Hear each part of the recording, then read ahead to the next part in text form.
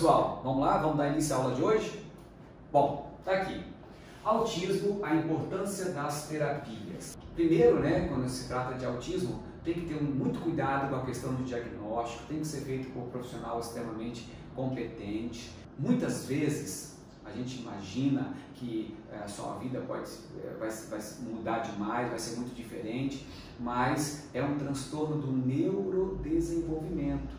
E a gente sabe que o sistema nervoso se transforma com muita capacidade. Então, o que acontece é que as terapias, as abordagens corretas, vamos lá, diagnóstico correto e abordagem de tratamento correto pode ajudar muito, principalmente aqueles que às vezes não falta muito. Tem um caso, gente, que alguns indivíduos até chegam a sair do espectro, algumas crianças chegam a sair do espectro, só pegando firme em relação às terapias, obviamente sempre chamando atenção para isso, profissionais que realmente abracem a causa, que estejam motivados, né? Que estejam estudando, atualizados, para nos ajudar, né? Então vamos lá. Quando a gente fala da importância das terapias, é interessante que você lembre a questão do que nós chamamos de sistema nervoso central. Eu vou fazer aqui rapidinho. Vamos aqui. Aqui. Isso aqui é o cérebro, tá? Aí depois o tronco encefálico e aqui atrás o cerebelo. O pessoal que grava comigo aqui essa hora já sabe muito de sistema nervoso, porque eu vou falar isso o tempo inteiro, né? Então eu tenho aqui o cérebro, o cerebelo, o tronco encefálico. Vou separar, porque isso aqui tudo é chamado de encéfalo. E aqui embaixo é a medula espinhal. Certo, gente? O professor é assim, antes dele começar, às vezes ele volta um pouquinho para tentar, ele acha sempre que quando ele dá a base, fica mais fácil para entender. É isso que a gente está fazendo. Então, de novo, para falar de autismo e a importância da terapia, eu preciso lembrar da estrutura, tá bom? Bom, vamos tratar da estrutura cérebro, que a gente tem estudado muitos artigos que falam sobre a questão do que o transtorno poderia provocar aqui no cérebro. Mas não só no cérebro, a gente sabe que tem artigos que falam sobre alterações, diferenças em relação aos típicos, né? O autismo, ele pode trazer um transtorno no desenvolvimento que comprometa principalmente algumas regiões do cérebro, que altere, faça ficar diferente, porque, como a gente sabe, nem sempre eles têm desvantagem, né? Eles podem ter algumas habilidades que não é comum achar, né? Então, tem sempre um outro lado aí que precisa ser observado, né, pessoal? Então, mas a gente sabe que tem alterações no cérebro, que a gente pode encontrar diferenças, podemos encontrar diferenças no cerebelo, podemos encontrar diferenças no próprio tronco encefálico. Tá legal, pessoal? Isso por quê? Porque enquanto essas estruturas encefálicas estão se desenvolvendo, então pode ocorrer alguns eventos que podem provocar um transtorno no neurodesenvolvimento. Então, a partir daí, como vocês imaginam, como vocês, alguns até já sabem que acompanham a gente, existem compartimentos. Compartimento do lobo occipital, aqui vou botar aqui, ó, lobo, compartimento do cérebro, lobos, occipital, temporal, frontal, parietal. Aí vou botar aqui agora em azul, né, um lobo aqui dentro, aqui assim, aí vou fazer assim, um lobo. Essa região em azul, o lobo límbico, vou botar em vermelho um L chamado lobo límbico e vou botar aqui em roxinho que tem um lobo escondido, o lobo da ínsula. Então, quando nós falamos, vou botar um I aqui de ínsula, pronto, ali, botei. Então, quando nós falamos de transtorno no neurodesenvolvimento, se eu estivesse tratando de cérebro, podem ter diferenças anatômicas, estruturais, anatômicas e funcionais, tá bom? Às vezes, gente, você pode não encontrar nenhuma diferença anatômica. Faz um exame de imagem e você não identifica nada. Porque as diferenças elas podem ser muito sutis. né? Muito pequenas. E às vezes elas nem são estruturais, elas são funcionais, essas diferenças. De novo, isso pode conferir a crianças vantagens ou desvantagens, vai depender, né? Cada caso é um caso. Mas então, se eu tiver diferença no meu compartimento parietal, eu posso ter também diferença no que as células do lobo parietal elas fazem. A palavra-chave para o parietal é somestesia. Então, vou botar aqui, ó, somestesia. Aí você fala assim, meu Deus, o que é isso? Somestesia, olha bem, é tato, pressão, vibração, cócegas, prurido, que é coceira, frio, calor, dor, sensações sexuais, sensações de movimento, propriocepção, sensações de movimento. Então, tudo isso acontece aqui. O que significa isso? Tem crianças que a gente sabe que quando tem um espectro, elas têm dificuldade com textura. Tem coisa que ela não pode pegar na mão. Quer ver a areia da praia, por exemplo? Aquela areia assim, na mão, assim, dá aquela sensação ruim, ela fica assim, não quer tocar.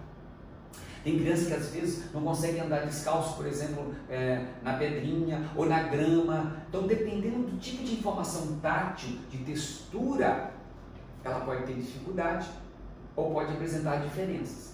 Ela pode ter dificuldade, vamos pegar aqui uma outra coisa, em relação à temperatura. Algumas crianças podem ter diferenças em relação à dor.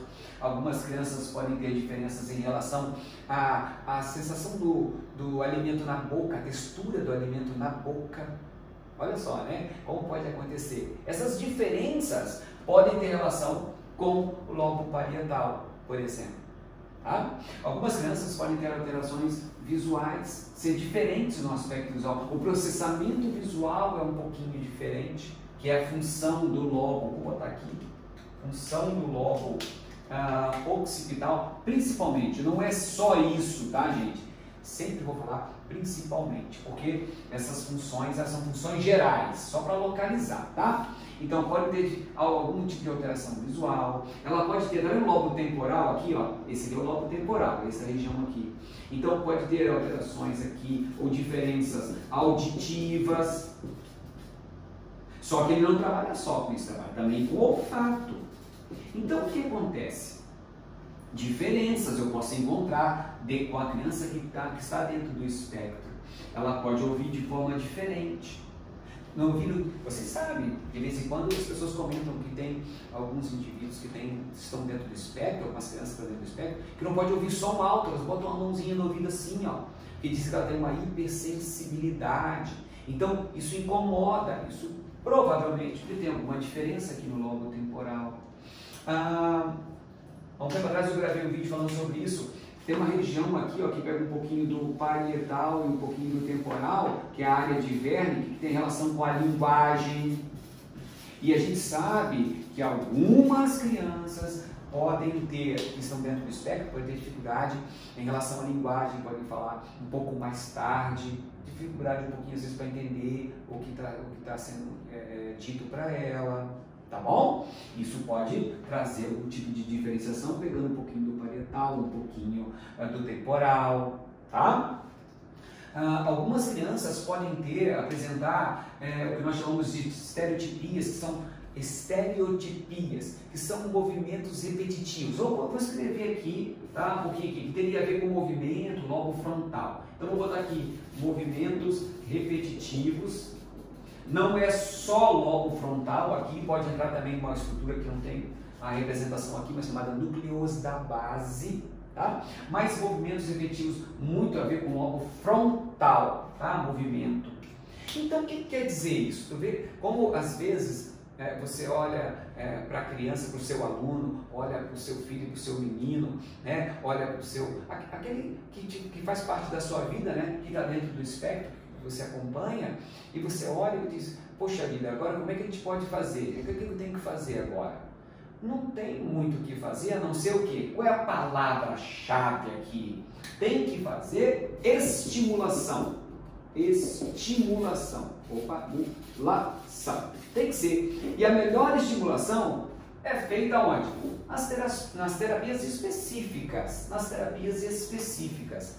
Daí, cada profissional tem a sua especialidade e vai tratar, portanto, daquele tipo de comprometimento, aquele tipo de dificuldade que as nossas crianças estão apresentando.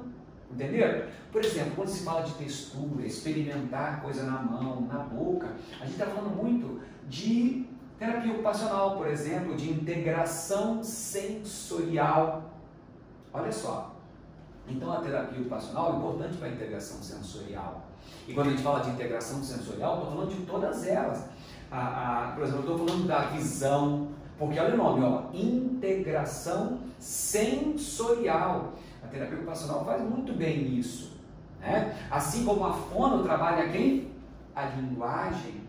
Olha só, né? Olha como, se você ajudar no tempo certo, no momento certo, muitas crianças, as mudanças, elas acontecem de forma extremamente significativa, tá? Mas lembre, vamos estimular.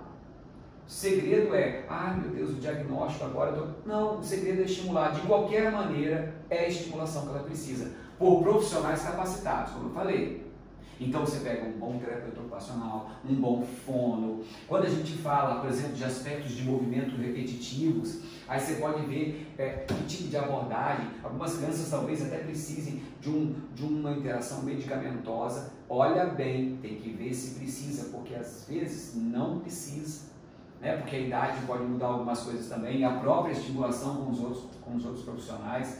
O psicólogo trabalha muito com a questão também de integração sensorial, de como ela deve processar o aspecto, vou pegar aqui, aí envolve muitas áreas do cérebro ao mesmo tempo, porque a psicologia, a psico, trabalha muito com o aspecto cognitivo, né, da criança, que é o que fazer com todas essas informações que estão chegando, como lidar com o outro, como lidar com o meio, né? Na verdade, o que acontece é o seguinte, a própria fisioterapia, quando tem, vamos botar aqui, vou pegar aqui, vou puxar uma outra, vou botar aqui, fisioterapia, muitos deles podem ter alterações, por exemplo, vestibulares, que estão relacionadas ao equilíbrio, que é uma função sensorial, né, que pode estar também comprometida. Você vê que algumas crianças, elas andam na pontinha dos pés, né, que estão dentro do aspecto, entram na pontinha dos pés, assim,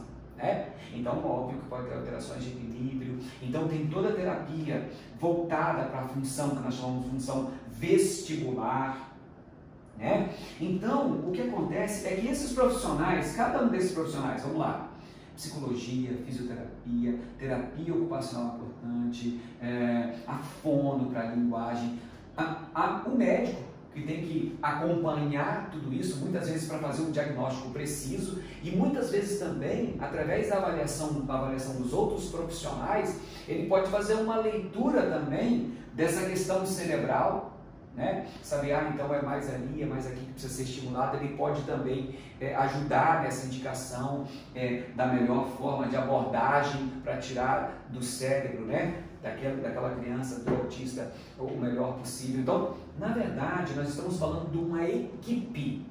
É uma equipe que você precisa para te ajudar, tá bom? A equipe quem é? Médico, psicólogo, terapeuta ocupacional, fono, fisioterapia, né? Então, esses profissionais, todos eles têm como objetivo fazer com que o cérebro, o cerebelo, ou seja, as partes que precisam de ajuda, de acordo com a questão do neurodesenvolvimento, que elas possam se transformar. A palavra-chave para transformação, qual que é? Dessas funções cerebrais. Por que isso é possível acontecer? Por causa da neuroplasticidade. A neuroplasticidade é a capacidade que o sistema nervoso tem de se transformar, de se modificar, de se adaptar a partir dos estímulos, tá? Então, a equipe é fundamental para que as terapias aplicadas da maneira correta possam provocar a estimulação que a criança precisa para provocar a mudança chamada neuroplasticidade. E, portanto, muitas vezes, muitas características que o seu filho possui, que a criança possui, que o aluno possui, possam às vezes, gente, até mesmo desaparecer. Só partindo da questão dessas questões de interação entre os profissionais, de uma boa conversa profissional e com uma abordagem terapêutica correta. Tá legal? Esse era o assunto de hoje que a gente queria passar para vocês. Agradecemos mais uma vez a participação no nosso canal da Eureka. Abraço, gente. Tchau, tchau.